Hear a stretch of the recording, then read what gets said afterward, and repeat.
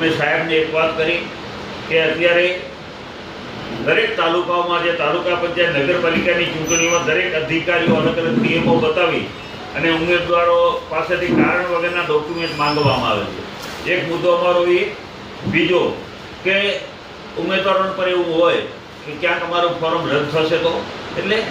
ઉમેદવારો પણ દોડાદોડી કરતા હોય છે। તો આવી રીતે હેરાનગતિ ન થાય ઉમેદવારોમાં ભય ન ફેલાય, ડર ન ફેલાય, એટલા માટે થઈ અને અમે જિલ્લા ચૂંટણી અધિકારી સાહેબને કીધું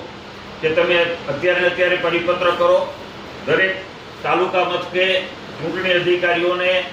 ખાસ કરીને સૂચનાઓ આપવામાં આવે કે બિનજરૂરી દસ્તાવેજો માંગવામાં ના આવે, કારણ કે બિનજરૂરી કારણ વગરના ઉમેદવારોને હેરાન કરવામાં આવે છે। તો અમે આ રજૂઆતમાં જે અમારા મુખ્ય મુદ્દાઓ હતા એ તમને આપના ધ્યાને મૂકવા માંગુ છું। એક મુદ્દો એવો છે કે ઘણા લોકો અત્યારે પોલીસ સ્ટેશનમાં જાય કે એનું વેરિફિકેશન માટે કે કોઈ એના ઉપર ગુના નોંધાયેલા નથી અથવા તો કોઈ એવા માની લો બનાવો બન્યા નથી જેના વેરિફિકેશન સર્ટિફિકેટ પોલીસ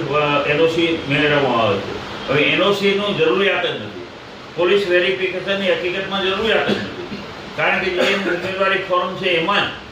જ એક ભાગ આવેલો છે, એમાં ભરવાની છે વિગત, કાંઈ પણ જે ગુનો કર્યો હોય કોઈ પણ ઉમેદવારે તો એ લખવાનો છે।